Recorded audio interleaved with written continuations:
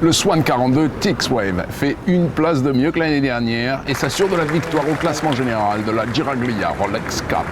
Vous regardez le journal de la voile Desktop News. Bienvenue au bureau. 206 bateaux participent à la 62e édition de cette course offshore qui se déroule tous les ans depuis 1953. Les 241 milles du parcours emmènent les concurrents de Saint-Tropez à Monte-Carlo en passant par le rocher de la Giraglia, situé à l'extrême nord de la Corse. Le quadruple vainqueur de l'America's Cup, Brad Butterworth, confirme que la Giraglia est un véritable défi. C'est une course très difficile, très tactique, mais c'est aussi une belle course parce qu'elle n'est pas si longue que ça et les conditions sont généralement parfaites. Les conditions de vent ne sont pas aussi difficiles que prévu, mais elles mettent un terme à tout espoir d'améliorer le record de l'épreuve. Il faudra un peu plus de 24 heures à Essemit Europa 2 pour rejoindre la principauté de Monaco. Le Super Maxi emporte les honneurs de la ligne pour la 4e fois. C'était mieux que prévu parce que nous ne nous sommes jamais arrêtés complètement. Au minimum, on a eu 2 ou 3 nœuds de vent. Avec Pierre Casiraghi de Monaco dans son équipage, l'arrivée est un moment mémorable pour le propriétaire slovaque d'Essemit Europa 2. Pour moi, c'est le meilleur résultat de ma vie. C'était une idée unique de terminer la course à Monte-Carlo. C'est vraiment génial. Gagner une course mythique comme la Giraglia est le rêve de tout régatier. Le Suisse Bernard Vananti, skipper du bateau Tix-Wave, est déclaré vainqueur en temps compensé. Bon, on se bagarre pour ça et bon, on n'est pas des pros. Et c'est sûr qu'on est content de les battre, ça c'est certain. Ouais, ça nous fait plaisir. Ouais. Après la course, le spectacle. L'attention se tourne vers le magnifique clubhouse du nouveau Yacht Club de Monaco et la cérémonie d'inauguration présidée par Son Altesse, le Prince Albert II. Irlande, États-Unis, solitaire du Figaro, Marseille, Île de Wight. Le monde de la voile en 120 secondes chrono, ça part de là. Bienvenue au bureau.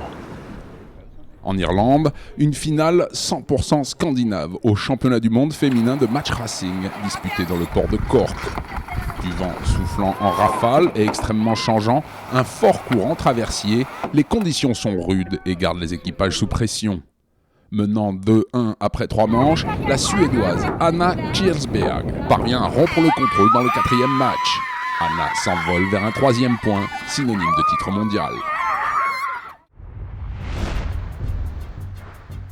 Aux États-Unis, des conditions agréables pour la 160e édition de la régate annuelle du New York Yacht Club, présentée par Rolex. Avec 189 bateaux inscrits, la plus ancienne régate du pays réunit cette année le plus grand nombre de participants depuis sa création.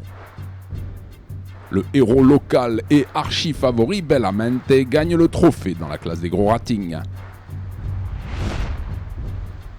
À Marseille, la 12e édition des voiles du Vieux-Port réunit pendant 4 jours des bateaux chargés d'histoire.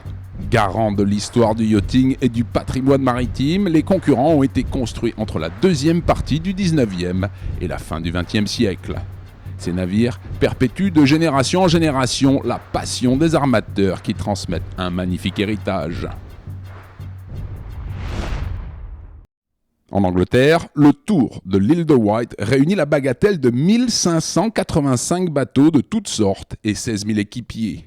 Partant aux aurores, les concurrents battent cette année des records de lenteur quand le vent s'écroule quelques milles après le départ. 715 bateaux complètent le parcours et le premier monocoque coupe la ligne d'arrivée après une dizaine d'heures de course. Quelques minutes avant que le canon libérateur tonne à Roscoff, un nouveau coup de théâtre frappe la solitaire du Figaro. Alors que la flotte des 38 solitaires s'apprête à prendre le départ de la 3e étape, Fabien Delahaye a une avarie de gréement très sérieuse. Le skipper de 29 ans, leader du classement général après les 2 premières étapes, est forcé de retourner à quai pour réparer. Yann il a dématé, il était en tête de l'étape. Hein. C'est tout, faut le prendre comme ça. Son équipataire remplace le haubans défectueux très rapidement et Fabien peut rejoindre la course avec 2 heures de retard. Le défi fou d'Yvan Bourgnon l'a mené à Darwin, cette petite ville du nord en Australie. 50 000 joueurs suivent le même parcours que le skipper, en tête du classement général provisoire, Black Arrow, battant le pavillon américain. Prochain départ pour ce tour du monde complètement dingue, dimanche 22 juin vers Bali, en Indonésie. Par ailleurs, nous allons pouvoir prendre très prochainement le départ du fabuleux record de l'Atlantique Nord. Record qui fait patienter à New York, Banque Populaire 7 d'Armel Lecléache et le géant Spindrift de Donna Bertarelli. Comme nous, les deux maxi trimarans sont dans les starting blocks en attente de la bonne fenêtre météo. Thomas, project manager de Virtual Regatta, parle de ces nouveautés à notre journaliste. On l'écoute. Donc la prochaine nouveauté qui va être mise en ligne sur Virtual Regatta, c'est donc ce record de l'Atlantique à bord d'un maxi trimaran qui va permettre aux joueurs de faire à la fois une course et aussi une tentative de record. Ils auront tout l'été pour trouver leur fenêtre météo et battre le record. Et très vite, la semaine prochaine, on met le Tour de France à la voile, qui est devenu une institution chez Virtual Regatta. Vous l'avez sûrement constaté, Virtual Regatta Inshore est en phase de test depuis quelques temps. Alors bien sûr, il y a un peu des bugs en ce moment. Un remodelage que certains joueurs aident à peaufiner en intervenant auprès des développeurs du jeu. Merci à eux. Thomas nous parle de l'importance de ces retours. On a énormément de commentaires précis. Et ça tombe bien, c'est ce dont on a besoin. On a pu mettre le doigt sur des cas concrets. La plateforme Inshore devrait donc revenir en force sous peu. Rendez-vous la semaine prochaine, même heure, même endroit. D'ici là, au revoir et bon vent.